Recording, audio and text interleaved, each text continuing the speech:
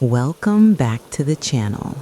If you're here late at night looking for a story to drift off to, you're in the right place. Before we begin, take a moment to like the video and subscribe. Eleanor Parker was born on September 15, 1920, in the quiet town of Maplewood, Ohio. She was the youngest of 4 children, with 2 sisters, Lillian and Rose, and a brother, Charles. From an early age, Eleanor displayed a gentle, nurturing disposition, a patient mind, and a love for tending gardens. Her childhood was a patchwork of sunlit afternoons among roses and lilacs, of summers spent running barefoot along winding country lanes. In her early 20s, Eleanor married Harold Parker, a World War II veteran. Together, they built a home on Elmwood Avenue in the heart of Maplewood, a modest 2-story house with ivy creeping up its brick facade and a sprawling backyard Eleanor cultivated into a vibrant garden. Harold and Eleanor shared a quiet, contented life, attending local baseball games, traveling to nearby cities, and hosting gatherings for friends and neighbors. Though they never had children of their own, Eleanor's warmth extended to nieces, nephews, and neighbors alike, many of whom considered her a surrogate grandmother. After Harold passed away peacefully in 2001 at the age of 81, Eleanor continued to live independently. Into her late 90s, she remained active in her community. She tended to her garden daily, delivered baked goods to neighbors, and attended local church events. She was a figure of resilience and vitality, the kind of person who reminded Maplewood of the gentle continuity of life. Spring 2018 arrived, and Eleanor looked forward to her 100th birthday.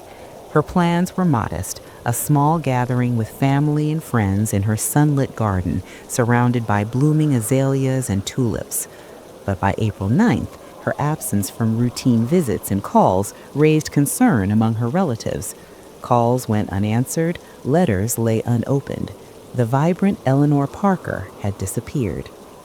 Her nephew, Thomas Layton, and his wife, Marcy, were among the first to act. They had known Eleanor's patterns and habits intimately and sensed immediately that something was wrong. They called the Maplewood Police Department, requesting a wellness check. Officers arrived later that day to a house eerily quiet, its garden immaculate, but the front door unlocked and no sign of Eleanor inside. At first glance, the situation resembled a missing person case. Eleanor could have wandered, tripped, or had a minor accident. Yet the house offered no clues, only silence. Later that evening, Thomas and Marcy joined officers in a thorough search. Their search began room by room, and then slowly, methodically, they reached the bedroom closet. It was Thomas who opened the door. What he found would haunt him forever. Eleanor's body, partially obscured beneath a heap of clothing and blankets, lying motionless. The scene was immediate and shocking. Officers quickly secured the area, and the medical examiner was called. The initial autopsy brought a mixture of answers and questions. Eleanor's age alone meant that natural causes were possible, but certain injuries hinted at a darker story.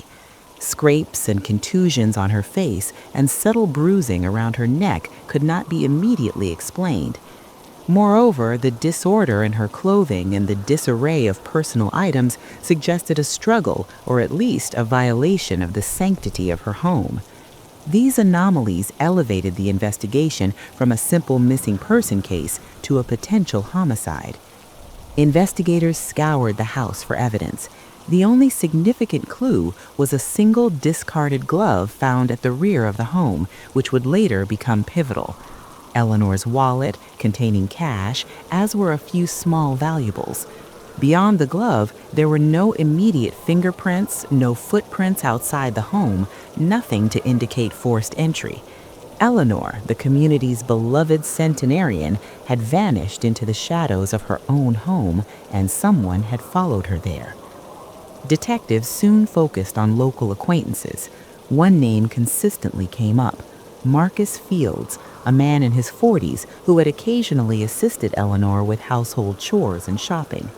Known in the neighborhood as friendly but somewhat reclusive, Marcus was initially cooperative but became noticeably anxious when questioned. He admitted to visiting the home that week, but insisted he had left hours before anything untoward happened. Though a DNA sample was collected and compared to the glove found at the scene, it did not match Marcus, leaving investigators at a dead end.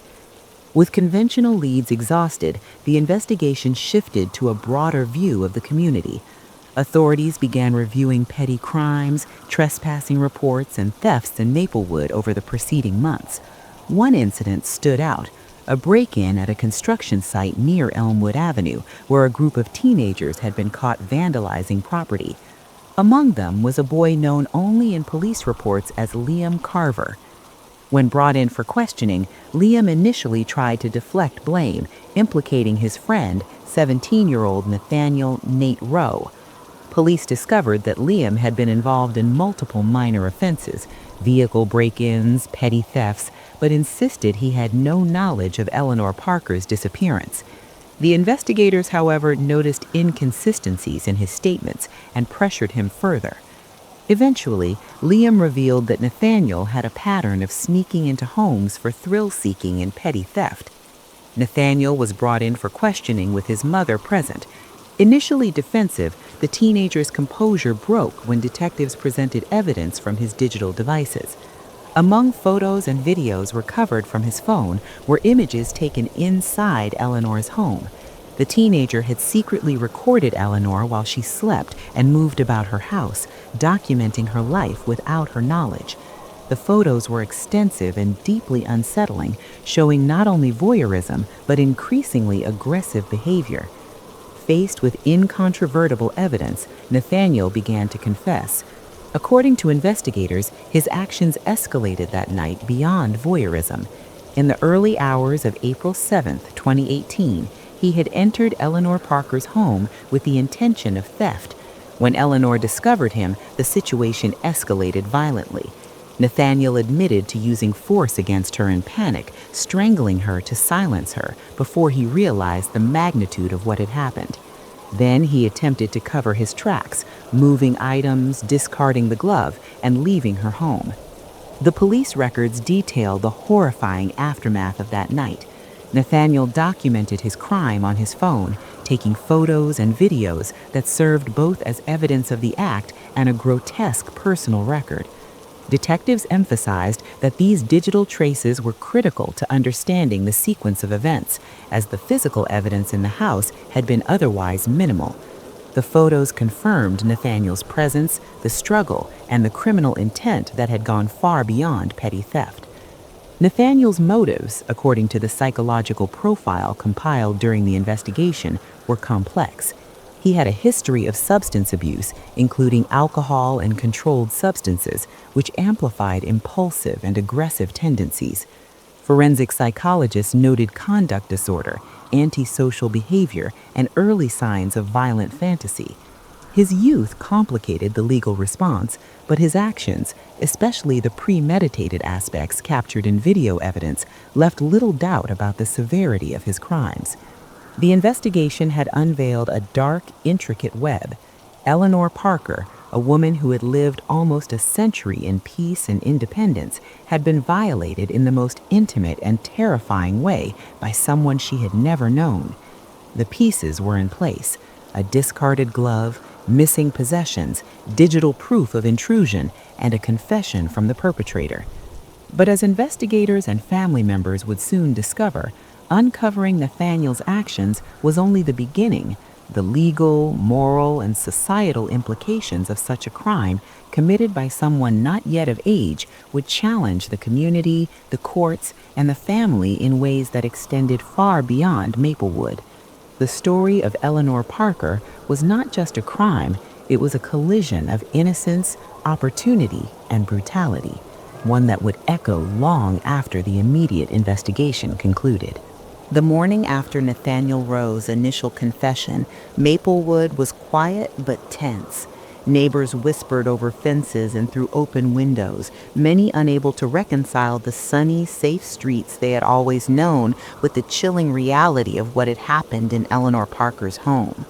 Police tape flapped gently in the spring breeze around the Parker residence, and the once thriving garden stood as a silent witness, its blooms undisturbed, its colors stark against the unfolding tragedy.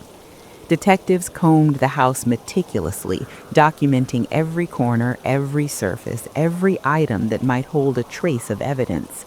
They photographed the rooms in painstaking detail, the slightly askew books on the shelves, the faded armchair where Eleanor had often sat, the rug where the struggle had occurred. The closet where she had been found became a critical site. Forensic teams swabbed for DNA, lifted fingerprints, and noted the disturbed state of clothing, all with the aim of constructing a timeline of the night she died. Meanwhile, Nathaniel remained in custody, but his demeanor had shifted.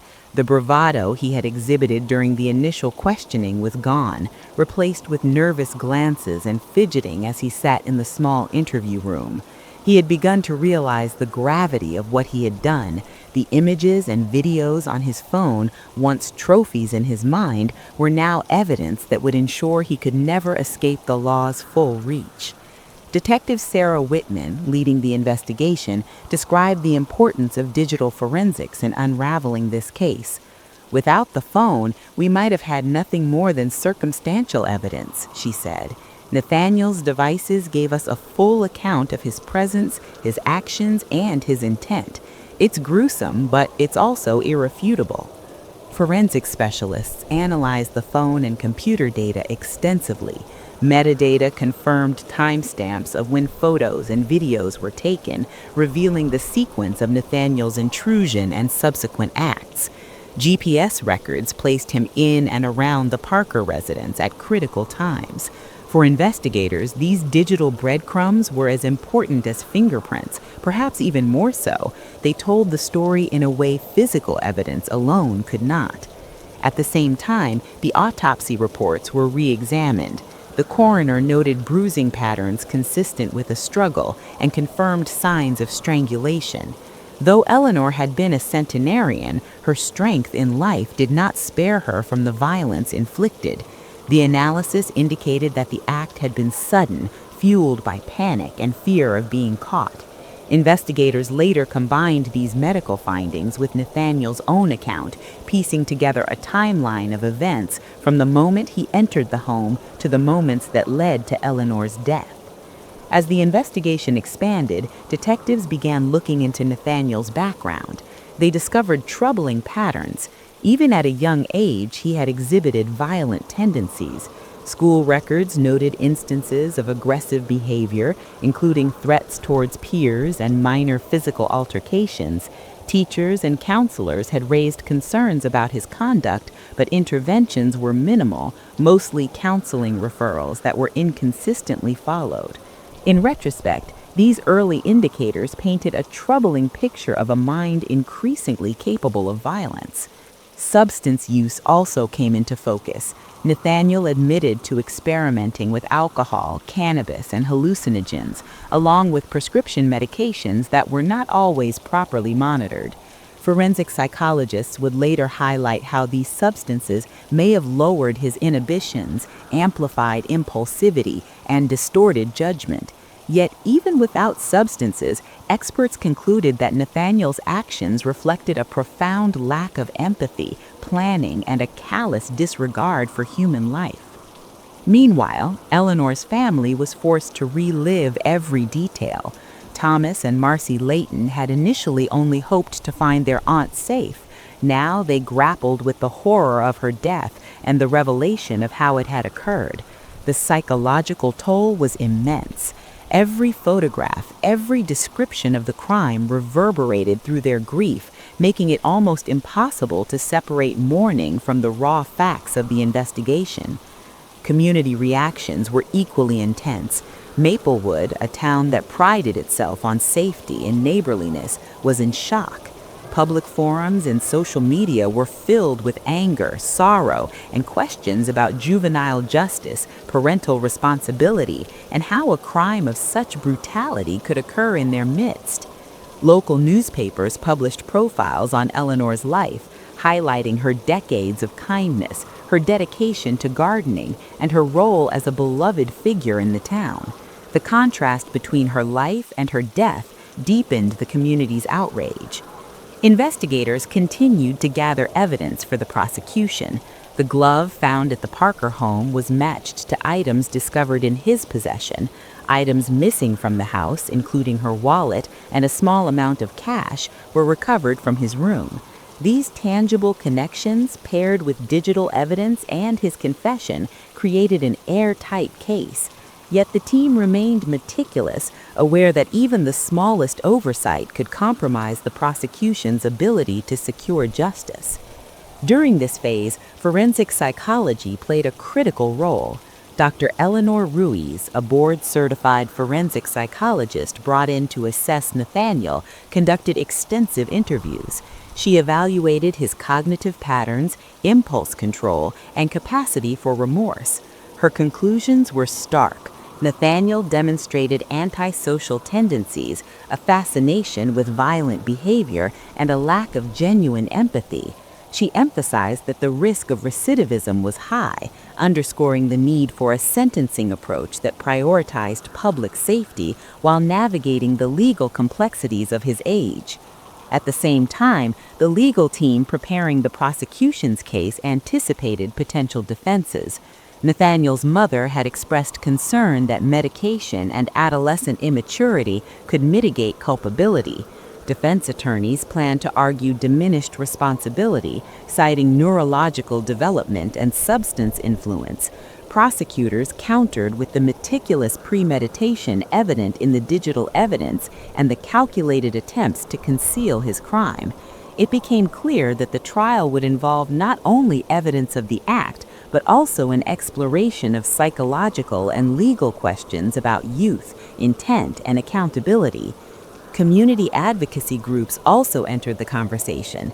Elder protection organizations cited Eleanor's case in campaigns about safeguarding seniors, particularly those living independently. They pressed for better monitoring, check-in systems, and public awareness programs aimed at preventing similar tragedies. While the Parker family could not influence the broader policy debate, their experience became a touchstone for discussion, ensuring Eleanor's story would resonate beyond Maplewood. As weeks passed, detectives continued to review every minute detail of the night of the crime. They reconstructed movements, cross-referenced timestamps from digital devices, and examined the trajectory of every physical action. Each new analysis confirmed the horrific sequence of events. Eleanor's final hours were mapped meticulously, honoring her life by ensuring the truth of her death could not be obscured. This phase of investigation concluded with an unambiguous account of guilt and premeditation. Now the stage is set for trial.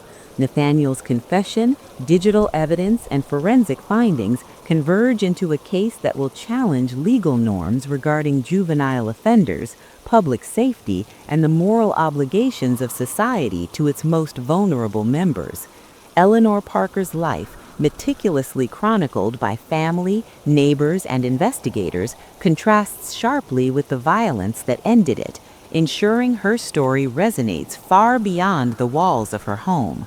Justice, however, is rarely immediate or simple. By the time the trial of Nathaniel Rowe began, Maplewood had already changed. News outlets from neighboring counties covered the proceedings, and the quiet town streets that once hummed with the rhythm of everyday life were now punctuated by the distant flash of cameras and the low murmur of public concern.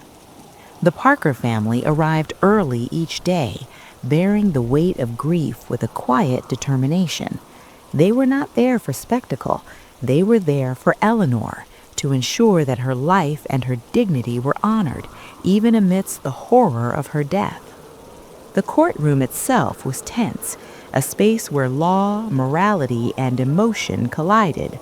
Prosecutors presented the evidence meticulously, laying out a timeline built from forensic reports, digital devices, and witness accounts.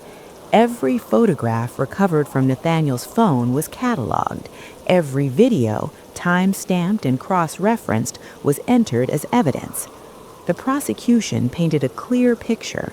Nathaniel's entry into Eleanor Parker's home was not an accident. The escalation from theft to assault and ultimately to murder was deliberate, even if fueled by panic and immaturity. Defense attorneys attempted to argue diminished responsibility, emphasizing Nathaniel's age and neurological development. They pointed to his history of substance use, claiming that alcohol and drugs impaired his judgment. They questioned whether a teenager could fully grasp the consequences of his actions. Yet the prosecution countered, highlighting Nathaniel's premeditation, the careful concealment of evidence, the gloves used to avoid leaving DNA, and the repeated photographic documentation of his crime. The argument that this was a crime of opportunity alone did not hold against the weight of digital proof showing foresight and awareness. Witnesses were called. Forensic psychologists testified about Nathaniel's conduct and mental state, detailing his antisocial tendencies, lack of empathy, and a history of escalating violent behavior. They described how his fascination with violence and thrill-seeking suggested a calculated element to his actions, not mere impulsivity. Eleanor's neighbors recounted the night of the crime, each small observation corroborating the timeline: a shadow moving near the Parker home, a young figure disappearing into the darkness, a fleeting sense that something was wrong. Perhaps the most emotional moments came from the Parker family. Thomas Layton recounted his last visit with Eleanor, speaking of her kindness, her laughter, and the small acts of love that had defined her life. Marcy Layton described Eleanor's unwavering independence and her dedication to her community. Every statement, measured and composed, conveyed the human cost of the crime beyond the forensic data and legal arguments. Eleanor was no longer simply a victim. She was a person whose life and values demanded recognition, whose memory anchored the moral center of the courtroom. During cross-examination, Nathaniel's own words from interviews and confession recordings were played.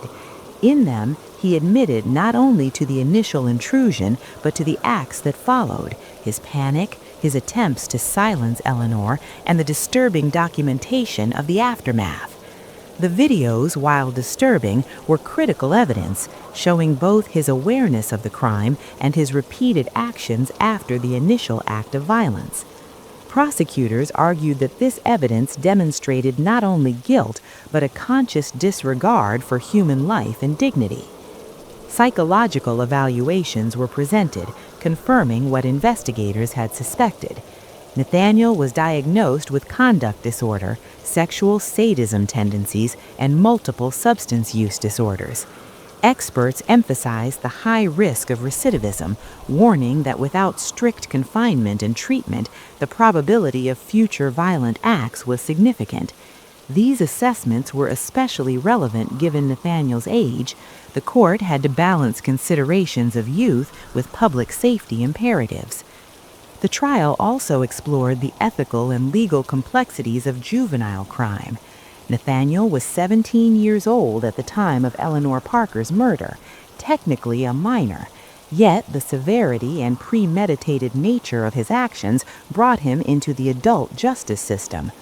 The defense argued that his age required leniency and opportunities for rehabilitation, citing research on adolescent brain development and impulse control. The prosecution maintained that some acts transcend age and demand accountability proportionate to their severity. In Eleanor Parker's case, the nature of the crime, a calculated intrusion, murder, and desecration, was undeniable. Days turned into weeks. Each day, the courtroom filled with a mix of somber observers, press, and community members seeking to witness justice unfold. Public opinion was polarized. Some argued for a focus on rehabilitation, citing Nathaniel's youth. Others demanded that the crime's brutality override age-based considerations.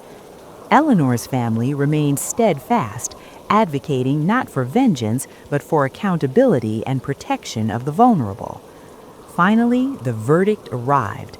Nathaniel Rowe was found guilty on all counts: murder, aggravated burglary, kidnapping, and abuse of a corpse. The jury deliberated carefully, but the evidence was overwhelming. Every piece, physical, digital, and testimonial, formed a chain that left no room for reasonable doubt.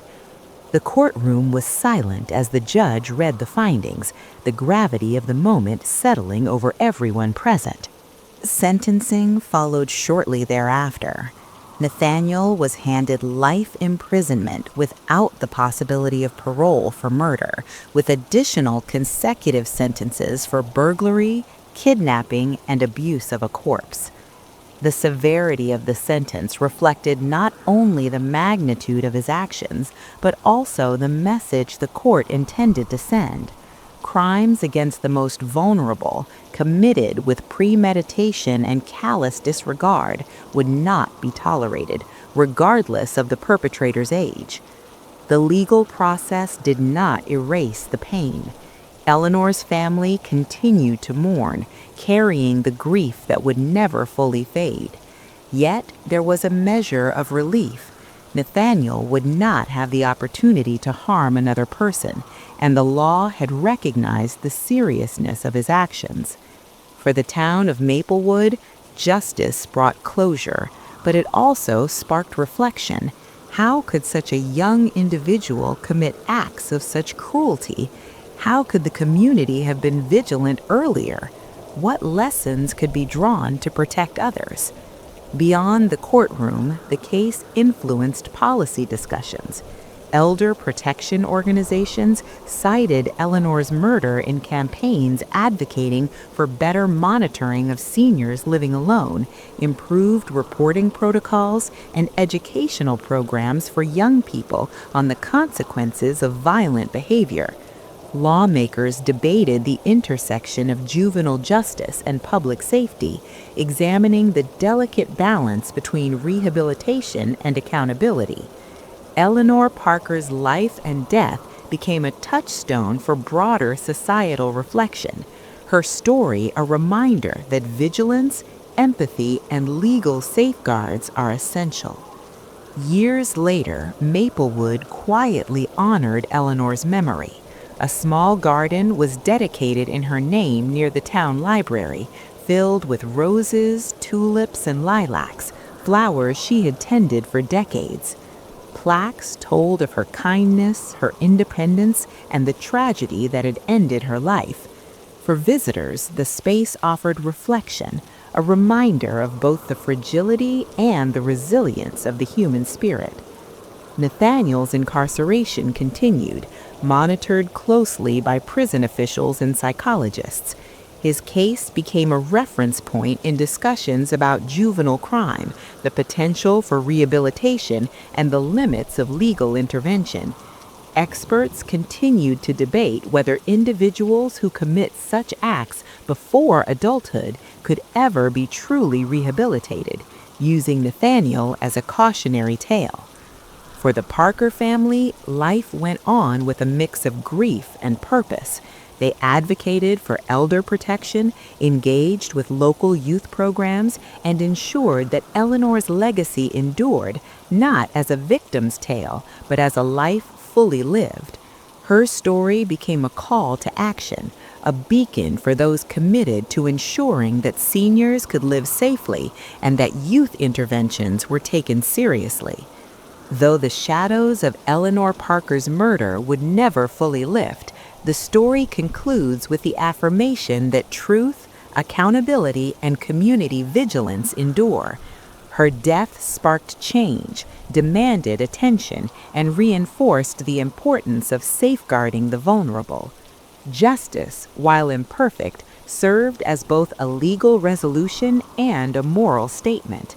Eleanor Parker's life, her kindness, and her resilience continue to echo in Maplewood, reminding all who hear her story of the human cost of violence and the enduring necessity of compassion. Madison Lee Harper was born on May 9, 2002, in the small town of Redfield, Texas, a place where people waved from their porches, where everyone knew everyone else, and where a child like Madison stood out not because she demanded attention, but because she carried herself with a quiet maturity far beyond her years. When her family relocated to Brookhaven, Georgia, she was just 6 years old. It was there, in that modest southern town, that Madison would grow into someone people instinctively trusted.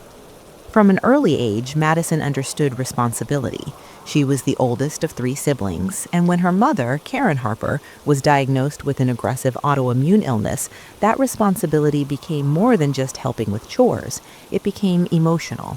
Karen leaned on Madison in ways no child should have to shoulder. Doctor visits, medication schedules, helping with meals, soothing her younger siblings when their mother was too exhausted to get out of bed. Madison never complained. She adapted.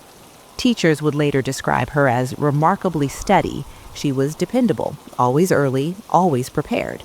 At Brookhaven Central High School, Madison excelled in biology and chemistry, often staying after class to ask questions that surprised even veteran teachers. She talked openly about becoming a nurse, maybe even a physician one day. She wanted to help people the way doctors helped her mother. That motivation shaped her entire identity. Outside of school, Madison was deeply involved in her church. She sang in the youth choir, volunteered at food drives, and helped organize outreach events for elderly residents in the neighborhood. Younger kids gravitated toward her. Parents trusted her. She became the unofficial role model of the youth group, mentoring middle school students and tutoring classmates who struggled academically. At home, Madison carried more weight than anyone realized. She cooked dinners, managed laundry, helped her siblings with homework, and kept the household running. Friends who visited noticed how adult she seemed, how little time she spent just being a teenager. Still, Madison smiled easily. She laughed. She talked about college. She dreamed. Everything began to change the year her mother met Raymond Cole. Raymond entered their lives while he was incarcerated at a county detention facility in Florida. He had been serving time for assault and stalking, charges connected to a former partner.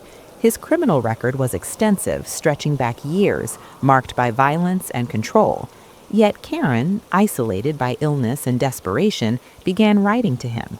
Letters turned into phone calls. Phone calls turned into a relationship. Against the concern of family members, Karen stood by Raymond. When he was released, he moved quickly into their home. Within a year, Karen married him. At first, Raymond presented himself as attentive and protective. He spoke softly in public. He framed himself as a man who had found faith and wanted a fresh start. To outsiders, he seemed like stability, but Madison felt something was wrong almost immediately. Raymond watched her too closely, asked too many questions, inserted himself into her routines. He wanted to know where she was going, who she talked to, why she needed to stay late at school. When Madison pushed back, Karen dismissed it.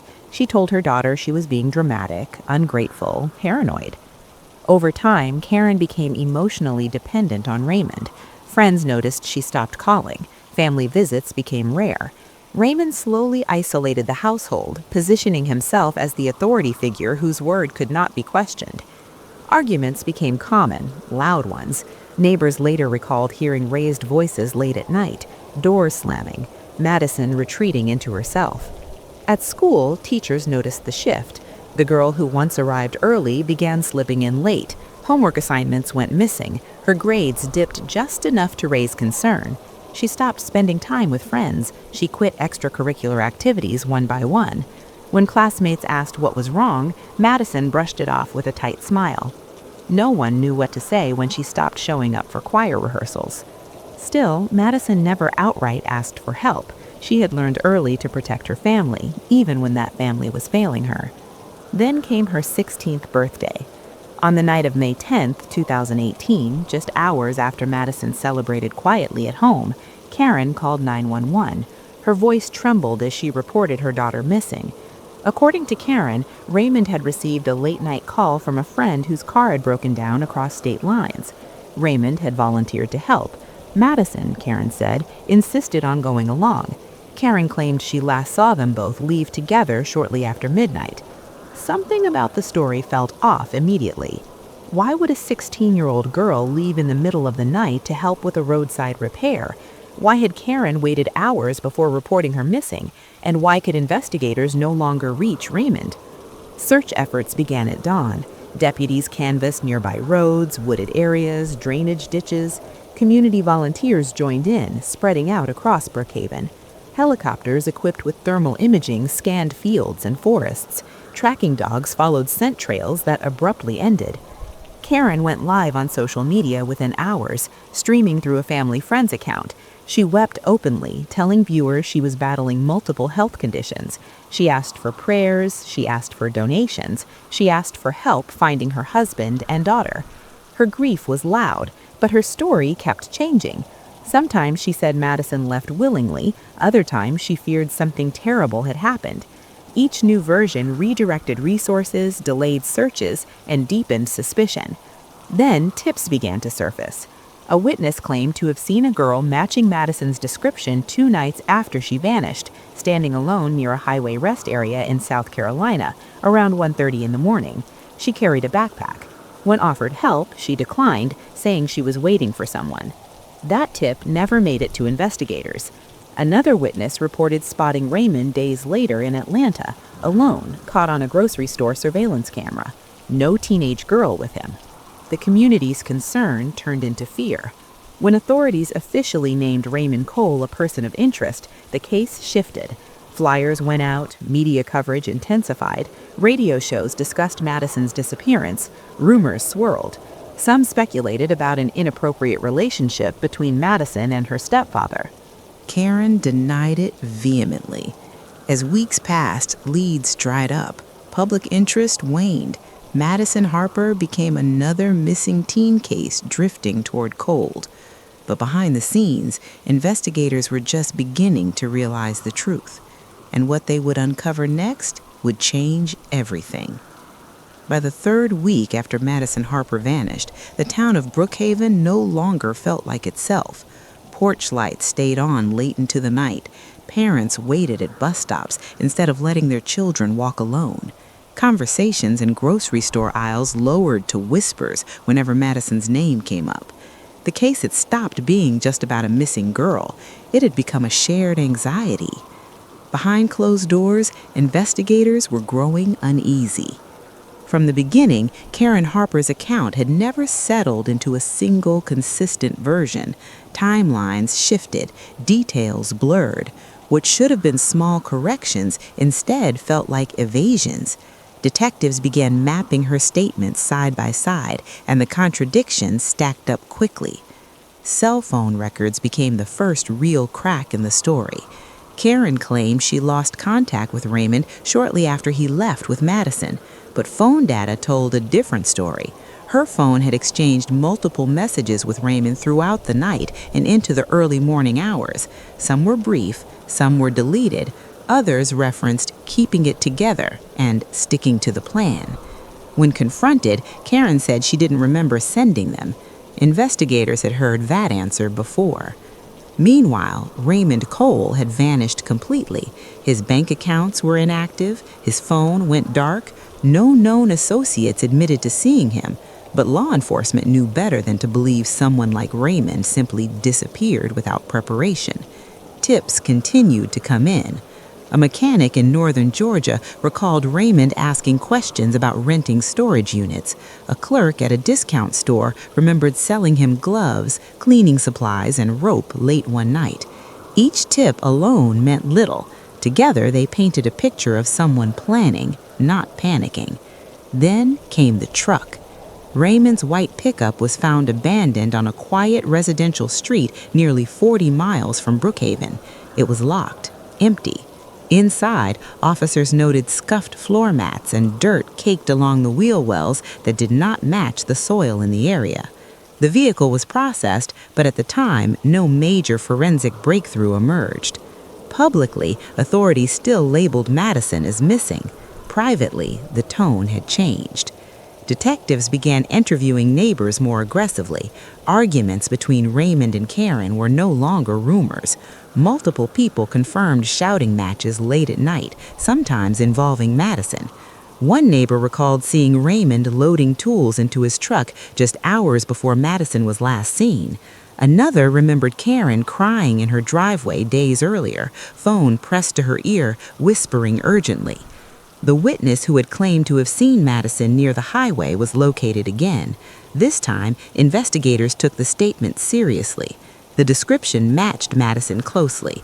The timing aligned with cell tower data, placing Raymond in the same general area. One question haunted detectives. If Madison had truly been dropped off to catch a bus, as Raymond would later claim, why hadn't she contacted anyone? No friends, no family, no church members. Madison was responsible to a fault. Vanishing without a word did not fit who she was. Pressure mounted. On June 2nd, authorities obtained a warrant for Raymond Cole's arrest on charges related to kidnapping. His image was circulated nationally. The case crossed state lines. Federal agencies quietly joined the search. Karen went on television again. She pleaded, she cried, she spoke about faith, but her words rang hollow to those who had begun to see the pattern. Each appearance felt rehearsed, each answer deflected. When investigators reviewed her financial records, another red flag appeared. Karen had emptied a joint savings account days after Madison vanished. Shortly after, she purchased prepaid debit cards and a burner phone. That discovery changed everything. Surveillance footage from a highway toll camera outside Atlanta finally provided the break investigators needed. Raymond's truck appeared briefly in the frame. The timestamp placed him there days after Madison was reported missing. More importantly, another vehicle followed closely behind, Karen's car. The hunt accelerated. On July 11th, law enforcement received a tip from an employee at a storage rental facility outside Decatur, Georgia. A man matching Raymond's description had been seen unloading large bins into a unit. He wasn't alone. A woman waited in the passenger seat of a nearby car. Deputies moved in quickly. Raymond Cole was arrested without incident. Karen Harper was with him. The storage unit was sealed. During Raymond's interrogation, he maintained an air of confidence that bordered on arrogance. He insisted Madison ran away. He claimed she wanted freedom. According to him, he and Raymond drove to Atlanta, where he gave her money and instructions to find a bus home. Detectives let him talk. They let him dig. His story shifted as evidence was introduced. Cell phone pings contradicted his route. Surveillance footage disproved his timeline. When confronted with the witness sighting near the highway, Raymond smirked and said people see what they want to see. Karen's interrogation went differently. She cried, she apologized, she claimed confusion. At first, she repeated Raymond's story almost word for word, but when investigators showed her the text messages, her composure fractured. She stopped answering directly. She asked for water. She asked for breaks. Then came the messages about handling Madison and staying aligned. Karen tried to explain them away. She couldn't.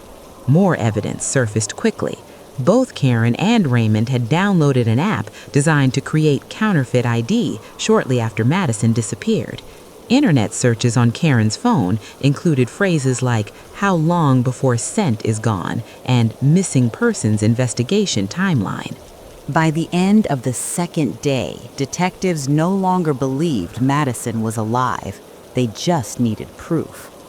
The storage unit offered none. It was empty except for household items, but soil residue found inside Raymond's truck began to draw attention. A forensic analyst noted its unusual composition.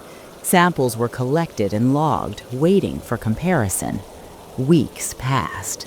The case tightened like a noose. Karen was charged with obstruction. Raymond remained silent. Neither admitted guilt. Both insisted Madison left on her own.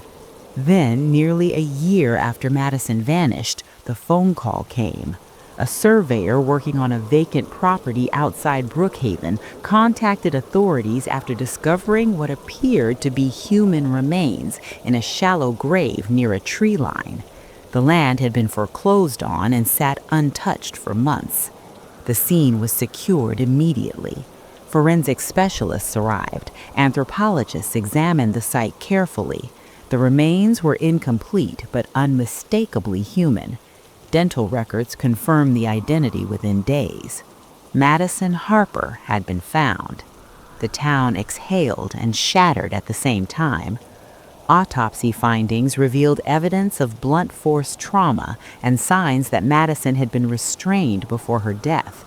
Investigators believed she had been incapacitated quickly. The exact cause was withheld from the public, but the conclusion was clear. This was not an accident. This was not a runaway. This was a homicide.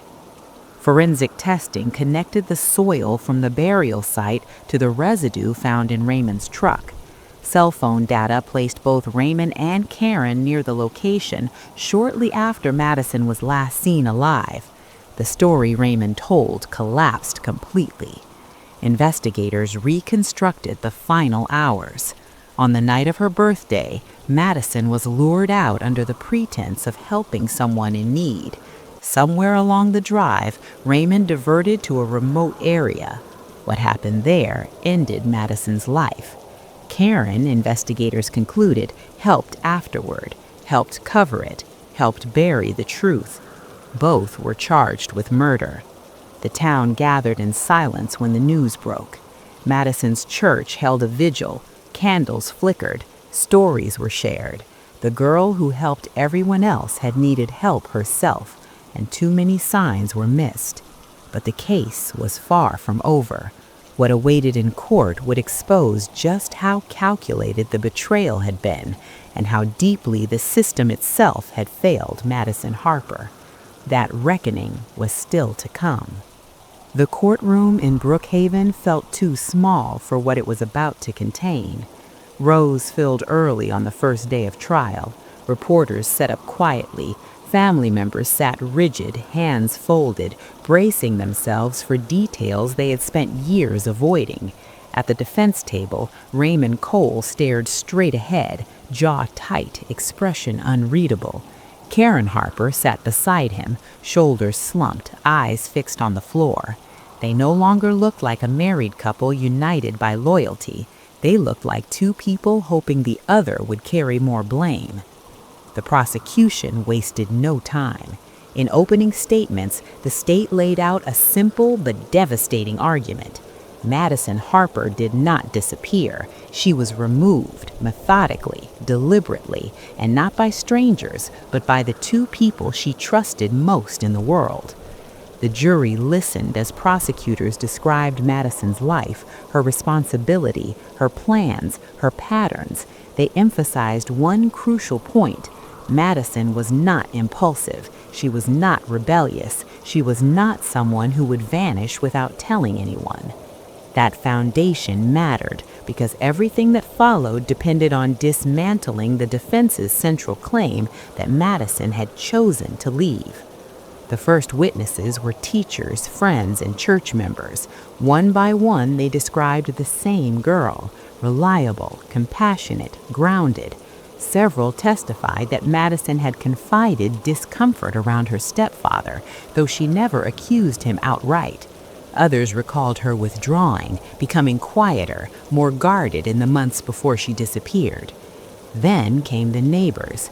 They spoke of arguments, of shouting matches late at night, of Karen crying in her car, of Raymond pacing the driveway, phone pressed to his ear, voice low and angry. The defense tried to frame these moments as marital stress. The jury didn't seem convinced. When the lead investigator took the stand, the case shifted from emotional to surgical. He walked the jury through the timeline, the late-night departure, the inconsistent 911 call, Karen's changing statements, the deleted messages, the burner phones, the fake ID app. Screens lit up with enlarged text messages. "Stay calm. We have to be on the same page. Handle it." Karen's attorney objected repeatedly. The judge overruled. Then came the forensic testimony. A soil analyst explained how microscopic particles found in Raymond's truck matched the composition of soil at the burial site. Not just similar, identical, rare mineral content, unique layering. The probability of coincidence was virtually non-existent. A digital forensic expert testified next, mapping cell phone pings on a large screen. Dots appeared along highways, roads, and finally, the remote area where Madison was buried. 2 phones traveled together, stopped together, moved again together. Both belonged to Raymond and Karen. The defense attempted to undermine the technology. They questioned margins of error. They suggested coincidence. The expert remained calm. Technology does not lie. It records. The most difficult testimony came from the medical examiner. Carefully, clinically, without graphic detail, she explained what the remains revealed: signs of restraint, evidence of trauma, indicators that Madison had been incapacitated before death. This was not a moment of rage. This was control. The courtroom was silent. When it was time for the defense to present their case, the divide between Raymond and Karen became undeniable. Raymond's attorney painted Karen as manipulative, emotionally unstable, and desperate to keep her husband at any cost. They suggested she orchestrated the cover-up, pressured Raymond, and fabricated evidence.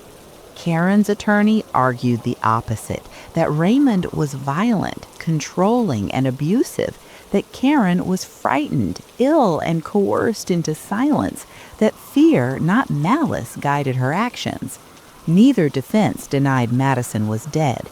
They simply argued over who deserved more blame. The prosecution, in rebuttal, addressed that directly. This was not a crime of dominance alone, they argued. It was a partnership, a coordinated effort that began with deception and ended with burial. One could not have succeeded without the other. They reminded the jury of the texts, the planning, the shared movement, the shared lies. When Raymond chose not to testify, few were surprised. When Karen took the stand, the room leaned forward. She cried. She spoke of illness, of isolation, of fear. She said Raymond controlled everything. She claimed she went along because she was terrified, that she didn't know how to stop what was happening once it started. The prosecutor waited patiently, then asked a single question. Why didn't you stop him before it happened? Karen had no answer. Closing arguments took hours. The prosecution returned again and again to one truth. Madison Harper trusted them. That trust was used as a weapon. The defense asked the jury for doubt. The prosecution asked for accountability. The jury deliberated for 3 days. When they returned, the verdict was read slowly. Guilty on all counts. Raymond Cole was sentenced to life in prison without the possibility of parole. Karen Harper received life with no parole eligibility as well. There was no applause, no celebration, only quiet sobs and bowed heads. Madison's family spoke briefly at sentencing. They did not shout, they did not curse. They spoke of birthdays that would never come, of choices that were taken away, of a girl who deserved better from the people meant to protect her. Outside the courthouse, the town gathered again, this time not in fear, in remembrance. A scholarship was established in Madison's name for students pursuing careers in healthcare. Her church created an annual service project dedicated to child advocacy. Local schools revised their protocols for handling warning signs in vulnerable students. The case sparked changes beyond Brookhaven. Advocacy groups pointed to the early dismissal of Madison as a runaway, as a critical failure. Law enforcement agencies reviewed missing minor procedures. Training programs were updated, time frames shortened, assumptions challenged. Madison's story became a cautionary lesson, not about monsters hiding in the shadows, but about danger hiding in plain sight. Years later, her grave is often decorated with flowers, notes, small tokens left by people who never met her but feel they know her story.